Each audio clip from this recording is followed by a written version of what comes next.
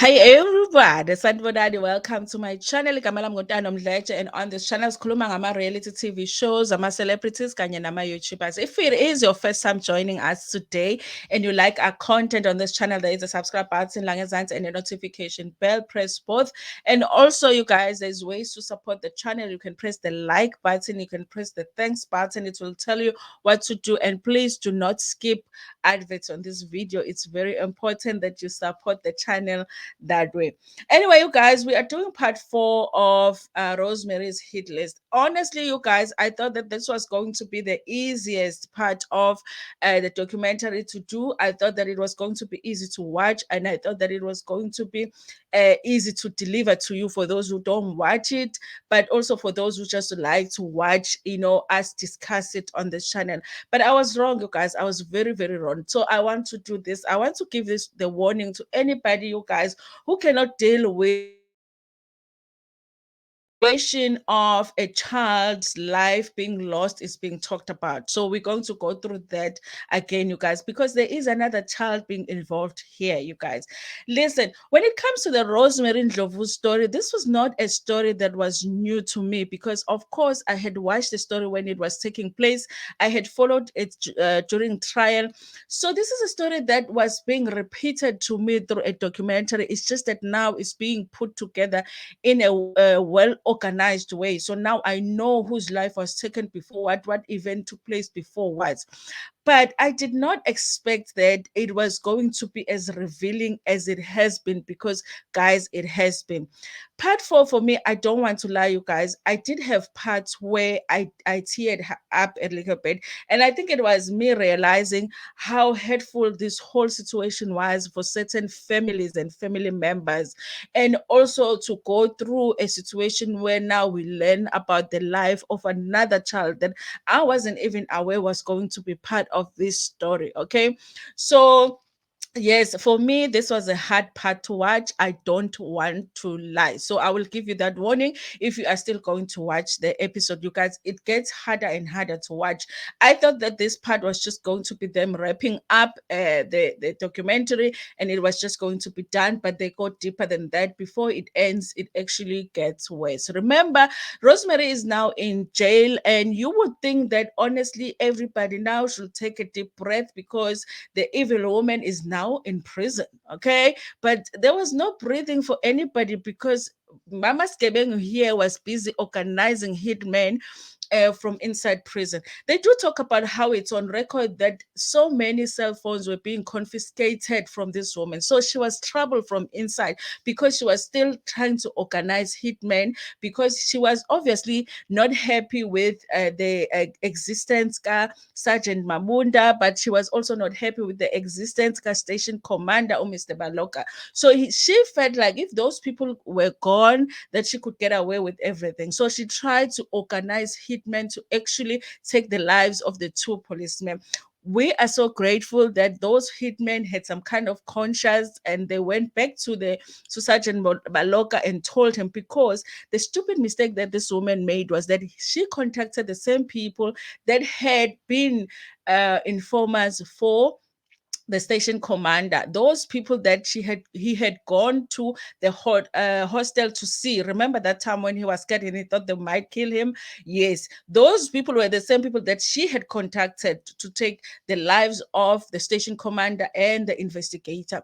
They go and tell them, listen, she has contacted us again. She wants to take your life. But the problem is, we might not want to do it, but other people might do it because obviously she had contacts with the outside world. Okay. So at this point, they do talk about how hard their lives were because remember, as a policeman, you cannot tell your family that your life is in danger and your kids, but you know that at any time you could die. Sergeant Baloga talks about how at certain points he would feel like he was being followed.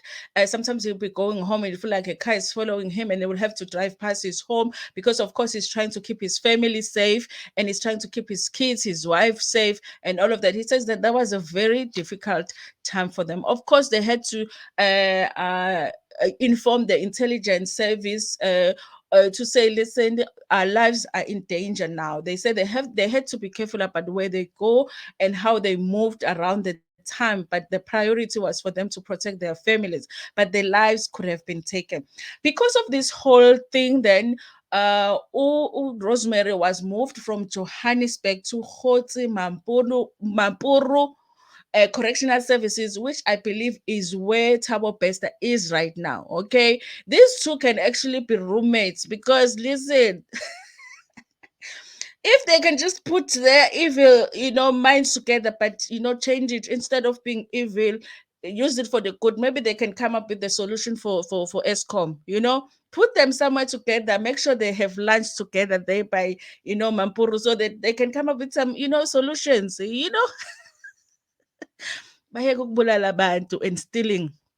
Anyway, guys, so she was moved because of that. Okay, now she was in high maximum security prison, you guys, which I think that she deserved to be there. She should have been there from the first place. I do feel like the thing that was very uh different when they're working on this case, and they keep mentioning it, is the fact that she was a woman, you guys. And also, this is an ex SAPS personnel, you guys, so it was hard to believe because they were still investigating. So there were possibilities that maybe she did not do what they thought that she did.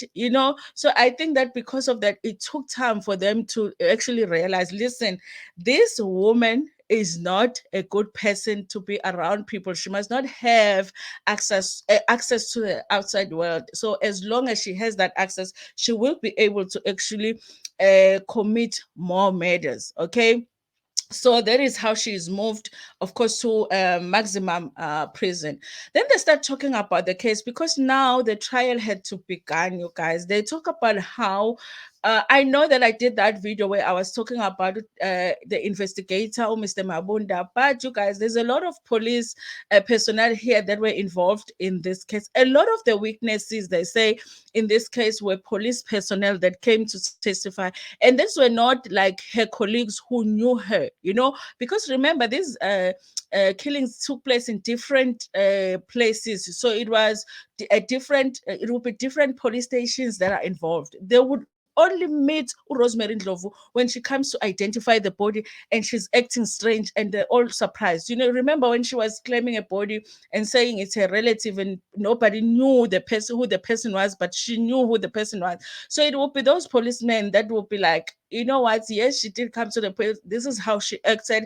This is what surprised us. This is what shocked us. So they do talk about the contribution of other police women and men that testify to say, yes, this is what happened. So to say that these were not people that were biased as such, were people that they did not know, even though they were SAPS personnel too, but they did not know Rosemary and Ndlovu. Okay. So, you guys, listen, the going back of the detectives now to talk about what happened with Rosemary before this whole thing came out, you guys, was a shock to me, because they do say Rosemary Ndlovu was married before. But this comes out, you guys. Remember, if your family member passes, and then you are suspecting that maybe somebody passes in a strange way, okay, and one family member is part of the whole thing that happens, okay, let's just say that you don't even suspect that it happens, but the passing is strange, okay, the passing is strange. And then a few years later, that very same family member is convicted of a number of strange killings, you guys. As a family member, you're going to be like, no, man.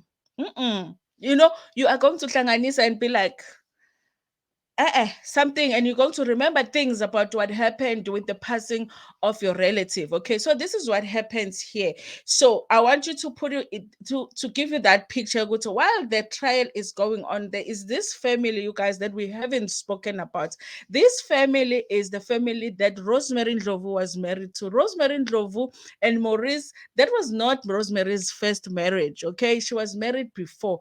She met a boy when she was still in high school. She must have been 18 or 19. She meets a boy. She falls pregnant. They do what they do in Makaya. They get married. Okay. And After they get married, Rosemary gets a job in Joburg, so she's up and down between Bushbuck Ridge and Johannesburg.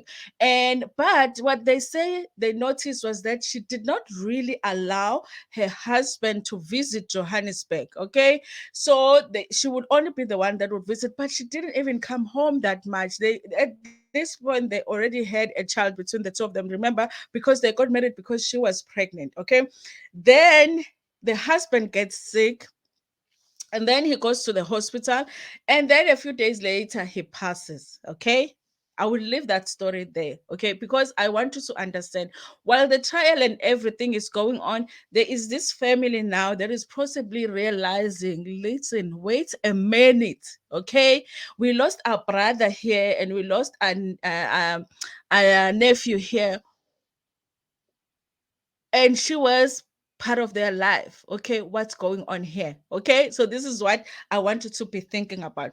So the trial begins, you guys, and the spectacle, of course, takes place in court because Rosemary had no intention of being humble. Rosemary had no intention of confessing to the crimes that she had committed. Rosemary was going to be as arrogant as you can get them, and she would act like she is irritated by the mere fact that she has to attend court. You know, I don't know, that's why I feel like this woman, mm-mm, she was not well in the head. Let me just show you a little bit of the clip that of what happened in court when she finally was making an appearance, the first appearance in court. Breaking news, breaking news. Ex-police officer Nomia Rosemary Ndlovu appeared at Cambridge Court. What? Gebengu, Gebengu, Gebengu. Quite a dramatic start, an unusual fashion, really. Usually, people are draped in blankets and dukes, trying to hide their faces or keeping a bit far from the media. Certainly not what was happening with Nomia Ndlovu today. Journalists were treated to a spectacle. As you can see, you guys, she was very arrogant in court. But from everybody that comments on how the court went, they're talking about how she always defended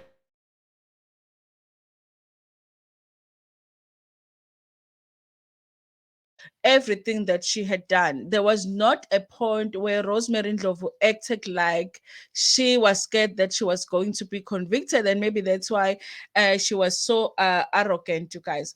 Listen, so when the trial began, you guys, of course, the only person that they could get on their side to testify against Rosemary when it came to the family was Joyce. Okay, this is where it comes out that actually there is another brother that Joyce that Rosemary had, and another sister that she had, which we at the beginning of the story we only introduced to the three of them: Rosemary, Audrey, and Joyce. Okay, so those two siblings did not want to testify against Rosemary, but the mother did come to testify. But not against Rosemary. She came to actually defend Rosemary. You can see a little bit of that in the court, and you can see that she had no time for anything, you guys. She did not think that her daughter was guilty. She did not want to help the police in any way. I did wonder, you guys, I don't want to lie. I did wonder if maybe Rosemary did get to her, like she had phones and everything, maybe threaten her to say, if you don't do this, this is what is going to happen to you. The very surprising thing for me when it came to that is that she already had an insurance policy taken against her mother's life, her brother's life, the one that did not want to testify against her, and the other sister, and Joyce. So all of them, she had policies on their lives, but they still did not want to come and testify and assist the police. So that's why I feel like there is a possibility. We might feel like the mother did not want to help the police at all, but I feel like, what if she was threatened by Rosemary Ndlovu? Because obviously she was still able to contact the outside world and make some threats, And I don't know, you guys. And it also just could be that mother thing that, you know what, I cannot abandon my child. But that one as well is confusing because in not abandoning Rosemary Rosemary Ndlovu, she is abandoning Joyce because Joyce was the one who almost lost her life, and her five children's life was almost lost because Rosemary was about to take their lives. So, in this mother taking a stand and trying to defend Rosemary and trying to help Rosemary in a way, she is abandoning Joyce. And also, you guys, we all know that when it comes to mothers and parents, you guys, especially African parents, and especially those of an older generation, there's always that favoritism when it comes to the children and how successful children are. Those children that are more successful and they have better jobs and they can provide better for the parents are usually favored. And Rosemary Ndlovu was a police woman, you guys. I don't know how much she helped her mother, but from what Joyce was saying, it's almost like the mother favored her because, of course, she had a better life than Joyce. So, yes, you guys, it is unfortunate. I think out of this whole thing, it's very sad to see Joyce being the only one that is alone in this whole thing because basically the mother chose the sibling to support you guys. So they talk about how now they were attending court, and they do talk about how draining the court was. Okay, the prosecutor talks about how draining the process of the court was. Dealing with her was so draining for them. They talk about how, you remember when she was doing that slow motion walk to go and take the stand, and everybody is waiting for her. Remember, these people are tired. They're in court every day. In addition to being in court, they have to there's a lot of administration that is going on for the with regards to the case. They talk about how the witnesses have to be, they had to arrange accommodation for them from Bushback Ridge to so that they are closer to court, and they have to make sure that everybody is okay, all of that. So everybody wanted things to, get to a close, but Rosemary Ndlovu was having a time of her life. They talk about the hairstyles and the makeup and everything that she was doing around that time. Okay, there is a journalist here who has been involved in this documentary from the beginning, you guys, because he says up to this day he really wishes that he had had a conversation with Rosemary just to find out who she is, and what kind of a person would do the things that she did. He talks about how one day they were in court and then they were leaving court. She was supposed to leave court with a police officer, and he just decided to follow them because he was taking footage of that. So he follows them, and every door that they would pass, the door would lock behind them. And then they get to a door where the door is supposed to open. Someone was supposed to open the other side, and they are locked in, and nobody's opening. And this police officer had to go back to get the key. The police officer, I don't know why, but he leaves her with Rosemary Ndlovu in a room to rush and get the key, and comes back running. But he says that it must have been like not a long time, maybe 3 minutes or so, where he was standing there with Rosemary Ndlovu. And he says that Rosemary didn't say anything to him. The only thing she did was look at him up and down. And he says that it felt like the longest 3 minutes of his life. Okay, he does say that he regrets that he never spoke to her in that moment. I guess that he did not expect that he was going to be left alone with her. I wonder what she would have said, you guys. From all the proceedings of the court, Rosemary Ndlovu acted like she was a victim. Like the whole story that was being told about her taking life insurances and possibly taking the lives of her family members was just a made up story by the police so that they could blame her for it. I don't know what the police would benefit from that, but she was denying everything. She had no intention of admitting to anything, you guys. So basically, in court, it was just her saying, yes, I did take life insurances of my family, but I did not kill my family. Listen, you guys, remember, and then someone might think it's obvious. I mean, she did it. We all think she did it. I'm sure the judge knew she did it. I'm sure the police knew she did it. But nobody had ever seen Rosemary Ndlovu do anything in terms of like taking somebody's life. Nobody had seen Rosemary Ndlovu shoot anybody, stab anybody, stone anybody. Uh, Nobody had seen that. It was more the evidence surrounding the case. The fact that you are at this location when the person had just passed, and you knew that they had just passed before the police could tell you that the person has passed. That's the the kind of evidence that they had, but it had to be convincing to the courts that, you know what, this person is the one that must have committed this crime or participated in it. She just needs to tell us if she did it herself or she sent somebody to do it. But if we are being honest, you guys, nobody could prove, like, yeah, she did that. She is the one that killed, but we all know she did. You understand what I'm saying? You know, had this been one murder, you guys, I think she would have got away with it because they would have needed to find at least a murder weapon. They would have at least had to find a witness to say that, yes, I saw her do this. I really feel like had it been just one, she probably would have got away with it. But because there were so many, and in so many of them, she had taken insurance policies. In so many of them, she had been right there next to, close by when the body was discovered, and the way that she acted when the body was discovered. And she would take the money after the person had passed. And when she took the money, you guys, the sad thing is that she never ever used that money to help the family. These were her cousins. This were her sister. This was her sister. Her cousin, her niece, two of her nephews, her niece, all of these people. When she got the money, she never shared the money with the family. So all of those factors put together created that perfect picture to say, listen, who else could have done this? Of course, it's her.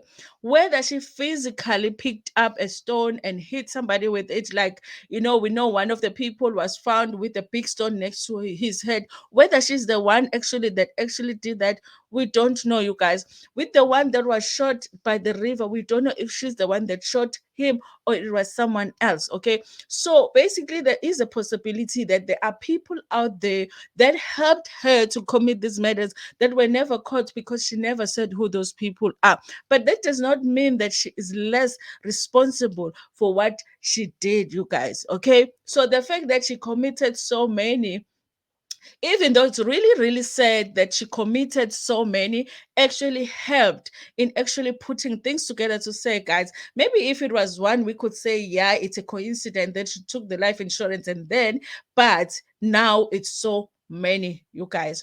And to think that Rosemary really didn't do anything, that you can see to say, okay, this is what she did with the money. That's another thing, you guys, because I guess Imalia guys really cannot do much for you because she should have owned something, with all of the money, because if you put it together, it's like over 1.3 million that she got from all of these people's lives passing. But she still did not do much, you guys. So it gets to a point where she is getting convicted by the court, you guys. But the funny part, it's funny but sad at the same time, because the station commander, Mr. Baloga, talks about how she was in court one day and she was sitting in a bench, and she said eye contact with Rosemary Ndlovu was very hard, you guys, because at this point everybody has realized that this is a very dangerous woman. Okay, if she wants to get you, she probably could. Okay, so you have to be very careful around her. He says he was sitting in the bench. I think it's a far front row, and Rosemary was taking a stand, and after that, she stood up to walk, and she was going to walk right in front of him. And for some reason, something told him to push his legs like behind him, a pushing move, because he just thought, if this woman passes here in front of me, she's probably going to kick me or something. Because remember how she was acting in court, okay? So she walks and she passes, and then she says afterwards the police. The police women that were helping Rosemary Ndlovu to leave court told him that when we got her in the van, she actually said that she wanted to kick you. She honestly, guys, honestly thought that she was the victim of the station commander, Mr. Baloga, and the investigator, Mr. Mabunda. She thought that. She thought they had, I don't know how, when you've committed all of these crimes. Okay. This is another interesting thing, you guys. Remember, we've got the footage where she is in the car with the hitman, remember, and the other policeman who was what do they call it, where you hide being a policeman? Yes, that. So in that footage, she says that no, that thing, she had been coached by one of them to say what she said in the car. Okay, so it's not like they were going to really kill her sister and the kids. It was just something that she was coached that she has to act like that in the car. So it was the setup. It means that Abo Mabunda set her up to do all of that. Like we believe that. Like we believe that. Okay, so guys, she does get convicted. As we all know, guys, she got life sentences for each of the counts of the murders, but of course, you guys, she was never convicted for her child. Remember the child that she gave birth to? Yes, Maurice. She never got convicted for that. I guess maybe they couldn't get evidence on it. Yes, so she gets the life sentences, you guys. But then the story comes out because now, with her being a serial killer, being convicted, as you all know, you guys, it's called correctional services. Okay, it's not really prison, it's called correctional services. So when somebody is being arrested or convicted of a crime, they have to go through a process where they have to see if this person is actually, they can change if they can change. Okay, so they have to give her, go through that fair process as well, to say, okay, what are the assessments here on this person? Can this person be rehabilitated? The woman that is giving feedback on that said that the thing about it is that when she went back to look at Rosemary's life, she felt like Rosemary had a normal life, honestly. And but her conclusion at the end was that this was somebody that was a danger to society. And she felt like, even though she recommended that she attends, like therapy and all of that, but she felt like this was not somebody that could be rehabilitated. Okay, so I guess that we must not expect that we will see Rosemary Ndlovu walk out of prison anytime soon. She says that after a conversation with her, Rosemary really was convinced that there was nothing wrong with her taking all of those life policies on people. Okay, because even at the time of the trial, there were still 28 other life insurances that existed and were being investigated by life insurance companies. Okay, so she said to this woman who is supposed to decide or give feedback on whether you can be rehabilitated, she told that woman that she did not see anything wrong with it. Okay, so somebody like that, because at that point she should be saying, you know what, I shouldn't have taken those life insurances, because obviously if I take life insurances, I was gonna kill them later. That was wrong and whatever. If you are normal, if you are a normal person, you're going to do that. But she says that she did not. She said that she did not see anything wrong with that. Like, honestly, so obviously her conclusion was that this was not somebody that could be rehabilitated. Okay, but obviously, they had to go back and find out her life, because they want, I guess, our justice system, you guys, it's fair somewhat, because even though this is an evil person, they could just throw her in prison and throw away the key and forget about her. They still wanted to find out more of her life and more on a way that this person can be rehabilitated or not. Like I said, it is prison, but they have to see, can you change? Can you be given another chance at life? And one of the things that they found out, that the marriage with Maurice was not the first marriage. Like I had given the story, they got married when she was very young, got because she was pregnant, has a baby, goes to job for a job. She's coming back, Jay. The family is not feeling like she comes back enough. And also, when the husband is off, everybody is wondering why the husband is not allowed to go to Joburg. I guess she was busy with someone else. Maybe she had already met Maurice. I don't know. So, the husband gets sick, admitted in the hospital. But the time that he is sick at home, she doesn't come to see him. Okay, gets admitted in the hospital. She goes to see him, but doesn't come home. Remember now, she's married. Okay, instead of going, Kaya, she would come from Joburg straight to the hospital, see him. So they will only hear about her coming to see him. So this one time, the day before he passes, she comes to the hospital to see him, takes his phone. Remember, he has a phone in the hospital because his family must get hold of him to find out how he's doing and all of that. She takes the phone with him. The family is upset as to why she took the phone with him, because now they can't get hold of him. The following day, he has passed. Okay. So I'm thinking that because he passed in the hospital, maybe that's why they didn't investigate. Because if the hospital says that it's natural causes or whatever, they don't really go into finding out what happened with Hand. His name is Hand. Okay. Hand, what's the surname? Koza, Hand Koza. Okay. That is a strange name. But I guess, yeah, because ngesiZulu bakhona abantu abawusandla, you know. And so he passes, and everybody, of course, is upset. The family is upset, you guys. The person that is participating here, they've got his brother, they've got his sister, hence brother, hence sister. I guess those will be people that will be Rosemary's sister-in-law and Rosemary's brother-in-law, and they've got a niece as well, hence his niece that is participating here in the documentary. It passes, you guys. He passes. There's a funeral. During the funeral, there is tension in the family, but the tension is not about them suspecting that Rosemary did something to Hand. No, the tension is in the fact that, number one, our brother got sick. You never came to see him until he was in the hospital. And then when you came to the hospital, you took the only phone that was the form of communication with him. We still don't understand that. So he does say that there was tension definitely at the funeral. Okay, so he says that the funeral goes well, and they do go through the funeral, and then when it's done, you guys, she leaves. It's like the funeral will be on a Sunday, and then Monday she wakes up, she goes back to Johannesburg. The child, you guys, because remember they got married when they already had a child. You guys, how old was he? 13 years old now. Okay, after a while, he comes back. The brother that is telling the story, that is a brother to Hand, who would be ubaba omncane kamntwana lo, the boy, was taking care of the boy. So he was now a father to this boy. But Rosemary comes back to say, listen, I want to take my child with me, because he had been staying with the family. I want to take my child with me because I want to change the school. Ngifuna aye kuma-multiracial school. Ngayiphi imali ngoba uyagemblisha ntombazane, angimazi ukuthi wazothathaphi imali yoma-multiracial school.